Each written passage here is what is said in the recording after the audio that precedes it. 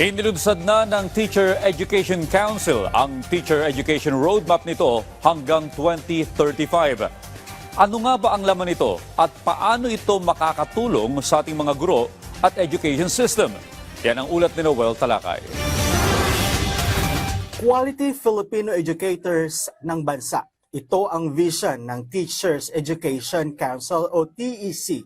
Kaya naman formal nang inilunsad nito ang Teacher Education Roadmap na magsisimula ngayong taon at magtatapos ng taong 2035. Para sa Pilipinas, ang may kalidad na guro ay guro na kayang gampanan ang pangangailangan ng ating mga estudyante sa loob ng classroom.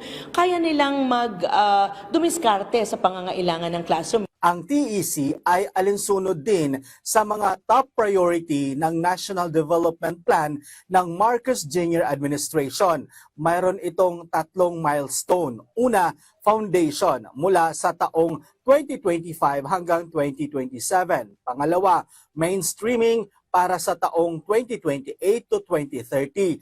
At ang pangatlo, ang sustainability na tatakbo mula taong 2031 hanggang 2035. Magkakaroon din ng upskilling at reskilling ng mga guro na nasa serbisyo na. Ito ay a decade of a direction, a decade of a plan that will support our directions for teacher education. Binubuo nito ang mga direksyon at mga operational actions para sa ating mga kaibigan sa iba't ibang ahensya. Layo nito na matugunan na maging akma ang mga guro sa kanilang itinuturo at matugunan ang kakulangan ng mga guro sa isang kasanayan at asignatura. Kasama din sa roadmap ang educational institution na nag-o-offer ng teaching program kung saan matutulungan maiakma ang mga skills ng mga estudyanteng kukuha ng education program.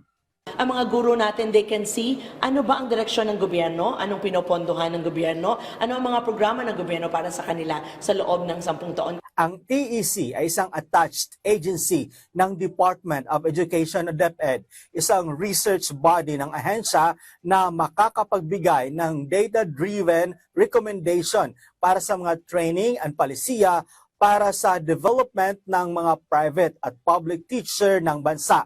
Ang kalihim ng DepEd ang tatayo bilang chairman ng konseho ng TEC. We're very excited for the 10-year roadmap that's going to emerge from this project. We trust that it will involve not only new teaching methods and pedagogies and incorporate the latest technology, but also I think it will really teach or really help our teachers teach a love of learning. Vice Chairman naman ang Chairman ng Commission on Higher Education at mga miyembro nito ang mga namumuno ng TESDA, National Commission for Culture and Arts at PRC.